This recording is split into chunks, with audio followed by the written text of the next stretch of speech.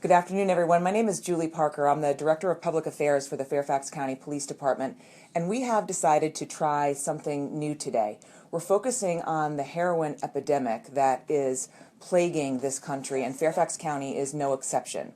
And we've decided to engage with the people who live in this community and others, frankly, to learn more about this problem and use this platform as a chance for people to reach out from their homes, from work on their lunch break, wherever they may be, to ask questions of our resident expert, Lieutenant Jimmy Cox. He works in our Narcotics Division and has sort of taken this on as your pet project. It's something you've become very passionate about and devoted countless hours to.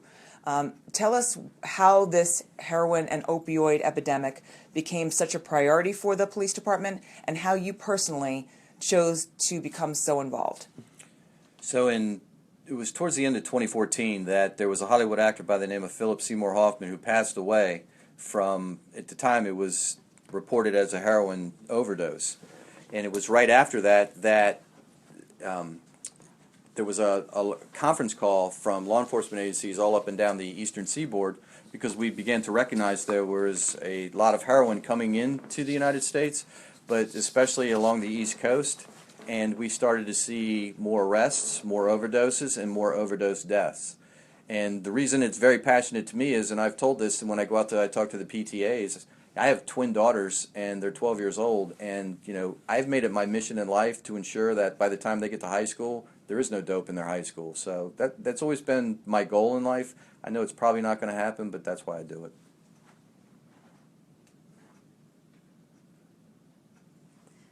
Hi, I'm Meg Hawkins with the Fairfax County Police Public Affairs Bureau. Lieutenant Cox, can you talk about how you had started in 2015 sending detectives out to each heroin overdose that we had?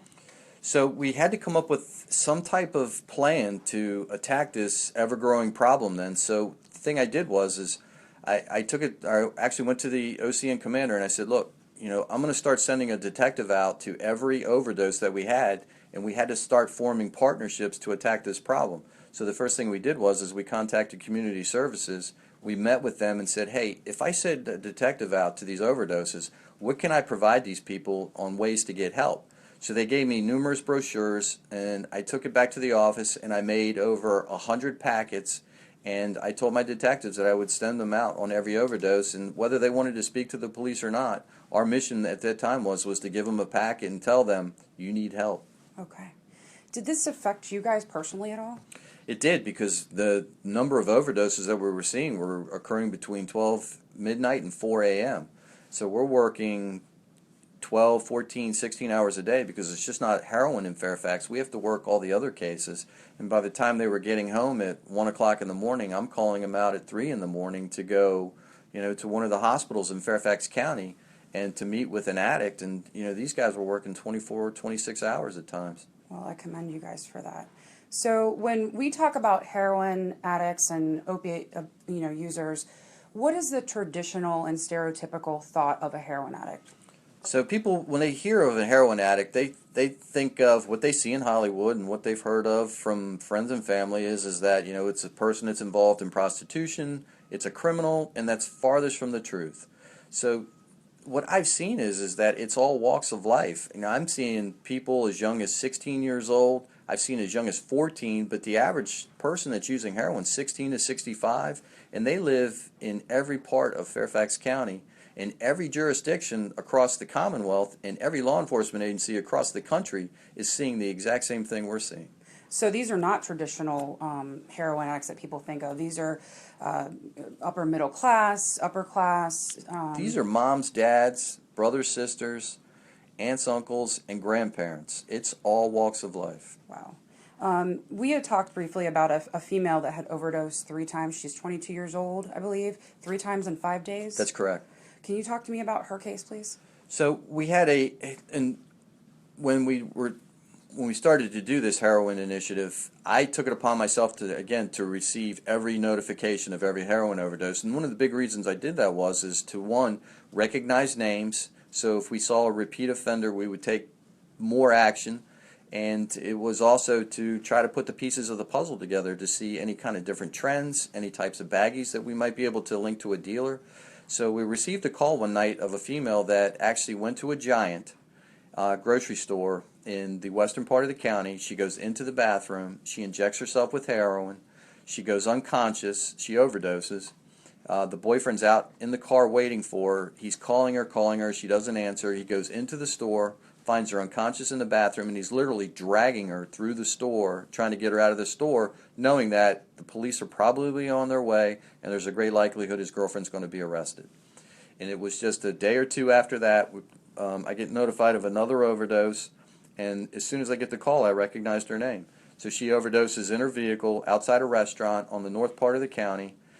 It was a person that was going into the restaurant to eat, notices an unconscious female in the vehicle, and once again calls the police.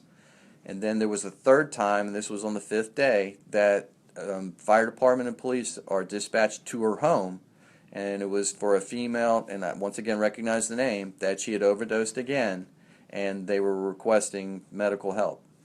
And then when the police department and the fire department got there, and it was actually the paramedics that were told this, is that Narcan was already available to her in the house. They had already hit her with Narcan. She was now conscious, and no services were needed. So they did not want us in, or the fire department in the house? They were told that their services were not needed and to leave. Okay.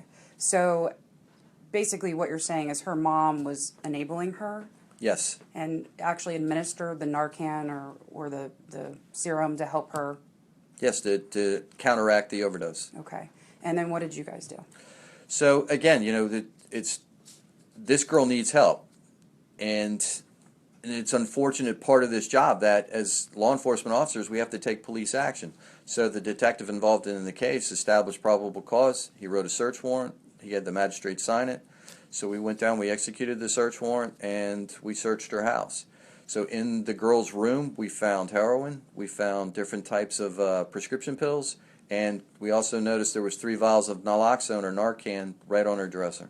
So she was prepared. She was prepared for when she overdosed, and that she didn't want to die, she just wanted to keep getting high.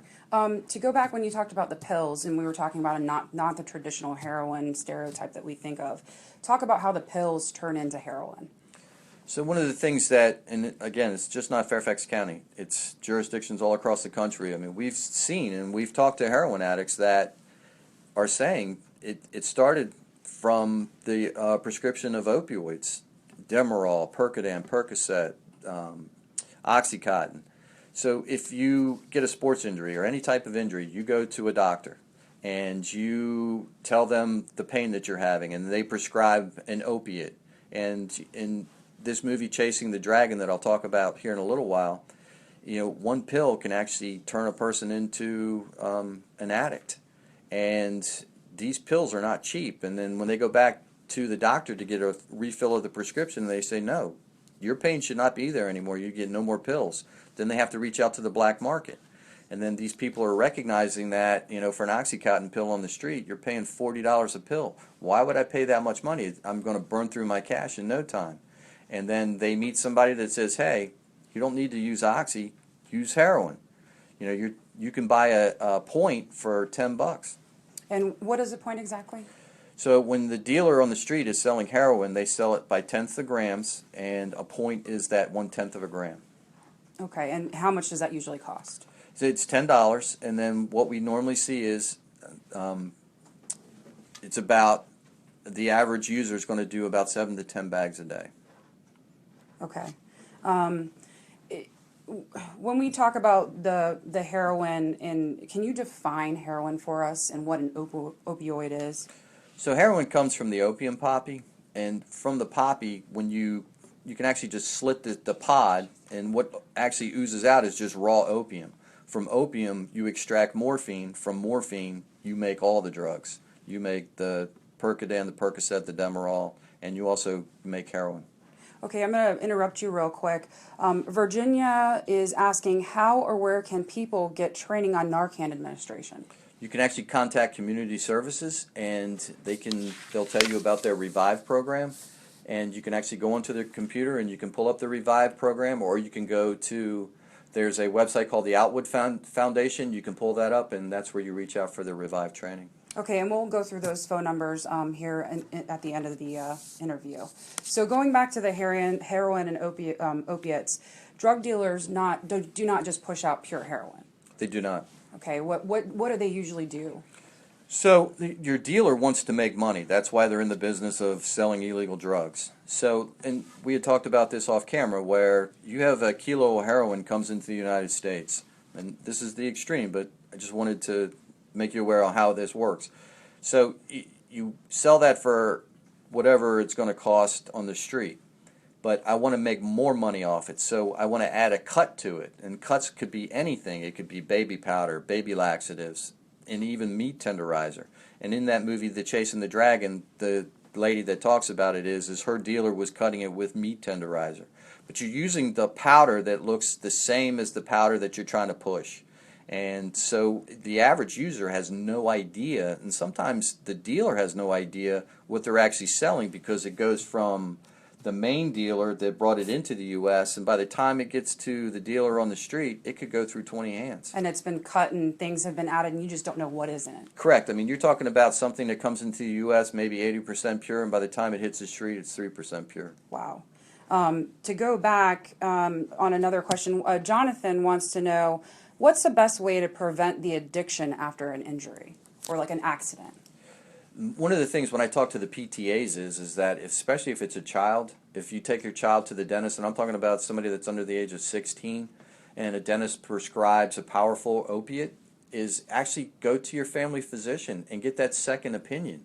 And you know, there's also other types of pain clinics, and one of the things that I talk about is that, you know, we are a chemically dependent country. When people have a headache, they turn to a pill bottle. They get a cold, they go right to the doctor. People need different types of pills to deal with, and they just don't like pain. There are synthetic forms of heroin now. There are. Can you explain those to our public, please? So the main one that we're seeing here in the U.S. is fentanyl, and it's basically it's heroin that a chemist has synthesized, and it's no different than the synthetic types of marijuana. It's just changing the chemicals, and it's a synthetic form of heroin, but it's more powerful than the heroin, or it's more powerful than the morphine. And they're saying that fentanyl is somewhere 50 to 100 times more powerful than the heroin that we're seeing. Have you seen an increase in fentanyl in Fairfax County? We have. And in overdoses and fatalities? Yes. Okay. We'll talk about the 2016 numbers, if you don't mind. It states here that we've had, in 2016, 15 deaths and 114 overdoses. That's correct. And what about 2017 already? Oh, we've had 15 overdoses and 4 deaths. Correct. Okay, so are you seeing an increase in our numbers in heroin use and overdoses? I've been in narcotics. I was in OCN as an undercover detective from 95 to 01. We never saw these numbers. When I went back as a supervisor in 2004, these numbers were nowhere near what we're seeing. In 2014, that's why we took the bull by the horn and said, we have to do something about this. In 2015, 2016, these numbers are staggering to the point where they have surpassed traffic accident deaths in the Commonwealth of Virginia. Wow. Actually, Pat Harity, one of our Board of Supervisors, wanted to ask you, what can parents do and look for in warning signs? You know, with heroin, when you shoot heroin, you're going to be lethargic. And one of the things I tell these parents is that you know your kids. And I don't care if they're 6 years old or they're 35 years old. You know your child. And if you see anything that's unusual, this is where I tell them, you know, it's all about communication and talking to your family members. Because if you see something unusual, you should be asking them what's wrong. And, I mean, that's the best thing I can tell these people is that it's all about communication and knowing each other. Okay. And what I read recently in an article that you contributed to with WTOP is that Fairfax County has the second highest rate of fatal opioid overdoses in the state after Richmond. That's correct. So what are you guys doing, besides what we've already talked about, which is a lot, to get it off the streets? So, again, you know, it's all about forming partnerships. We form partnerships with, and we've taken the initiative to, we met with the Commonwealth Attorney's Office, and I had the Deputy Commonwealth Attorney Casey Lingen came out to the office yesterday, and he brought out 5 Commonwealth attorneys, and he's these 5 are just assigned to this problem, and it's just the extremes that we have to go to as a county, whether it be the medical examiner's office, the county attorney's office, or the Commonwealth Attorney's office, the Attorney General's office. I mean, we are going to drastic measures trying to attack this problem. And we're putting a lot of resources just on this one issue, and it's unfortunate, but this isn't the only issue here, but it's staggering what it's doing to us. It's quite an epidemic, like we talked about. You had talked about a volunteer call-out program, which is another initiative that you want to start, correct? Yes, so in 2015, when we started to pass out these packets, and I guarantee you we gave out over 100 packets, because I think I put together like 120 and I have 6 left, and I just made a bunch more because we still pass them out. But in 2015, I think one person out of the 100 plus that we gave out there was one person that actually turned and got help, and she's still going good. But Wow. To me, that's a complete. I shouldn't say it's a complete failure, because it did save one person, but I'm killing my detectives trying to get these people help. So I understand society. I understand how they look at law enforcement. It's unfortunate how they look at law enforcement, that we're out there enforcing the law. They got to remember too, we're also here to help people. We're here to serve the community. So again, we're trying to find ways to really attack this problem. So when we partner with community services, we do a quarterly meeting with them, and one of the ideas that I came up with last year was, and it's sort of like what the alcohol people do, is that they have the buddy system. So if you are hooked up with a buddy and that you want to go out and you want to have a drink, you can call your buddy and say, hey, I'm thinking about having a drink, and the guy talks him out of it. So I said, why can't we do this with the heroin? So what we're trying to do is come up with a volunteer call-out program for addicts that are recovering. So when I get an overdose at a hospital that patrol has come into contact with, and they do not want to talk to the police, or there's no evidence to support an investigation, I want to be able to call somebody to get them to the hospital where they could speak to this person and say, hey, this is where you're at, this is where I'm at, don't you want to be where I'm at, and get them help. And also provide them resources that are already established. That's correct. But through a different avenue. Correct. Okay. I want to go back to the fact that we were discussing before that heroin overdoses aren't a victimless crime. You had brought up and mentioned to me something about a mechanic that Yes. was affected by a heroin user. So I get contacted by one of the stations on the western side of the county that a heroin user takes his vehicle to a shop to be repaired.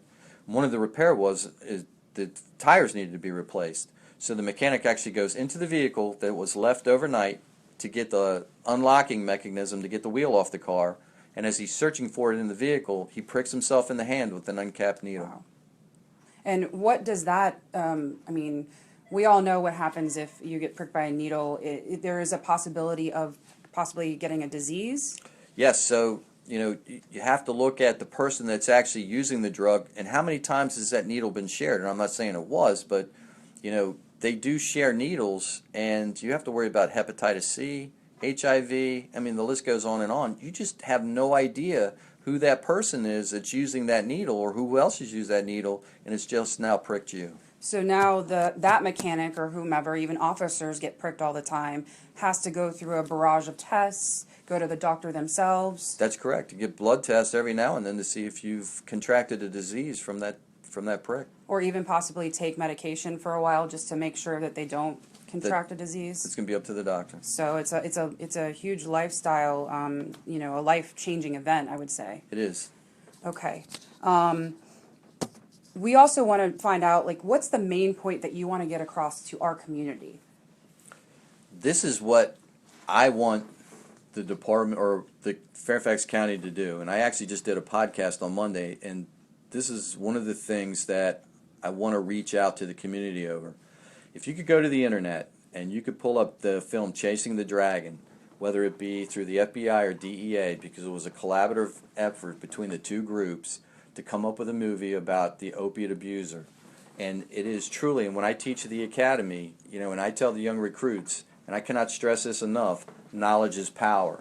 And you need to know what your community is up against. And when I say the community, it's in all avenues of our community, is know what's out there, know what the signs are, know what a family member could be going through, and where to turn to get help.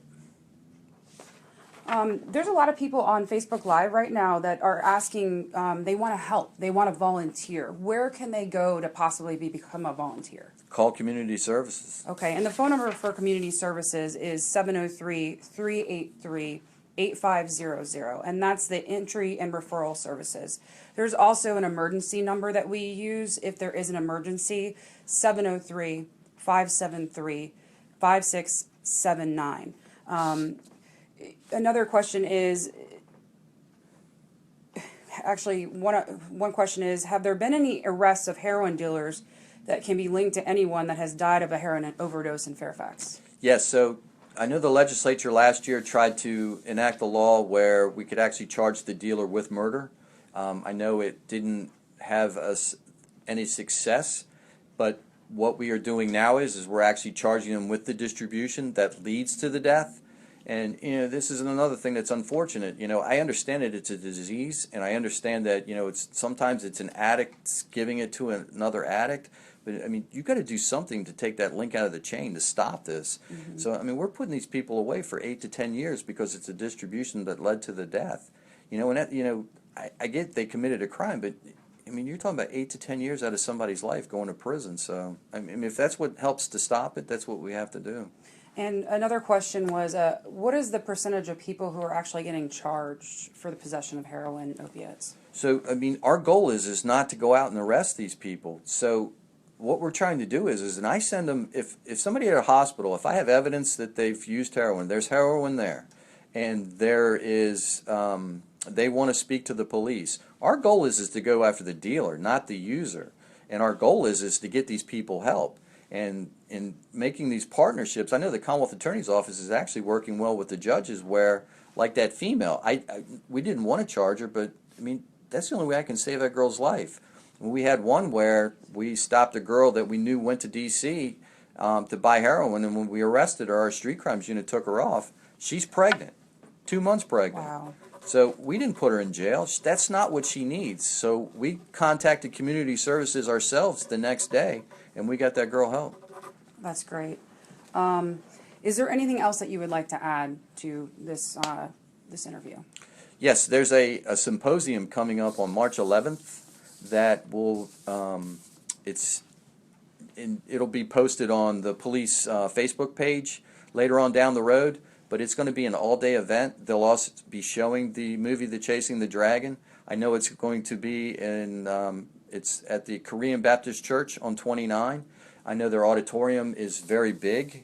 So if I can get every person that's on this to go to that, to educate themselves, because, again, I cannot stress enough, knowledge is power, mm-hmm. and learn about what's going on, learn about how the police department's dealing with it, and what you can do to help me, because if they never call us, or I try to tell people, if I never see you again, sometimes that's a good thing. When I see you professionally, that's not what I want to do.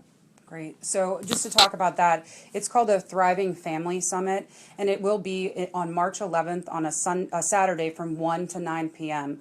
at the Christ Central Presbyterian Church and Korean Central Presbyterian Church off of Lee Highway. So look for more information that'll be coming from our Public Affairs Bureau on our social media, Twitter, Facebook, and Instagram on that. And we will send that out as soon as possible so that way you can register and get ready for it. But save the date. And I want to thank you very much, Lieutenant Cox, for all your hard work and everything that you're doing for this county. Thank you.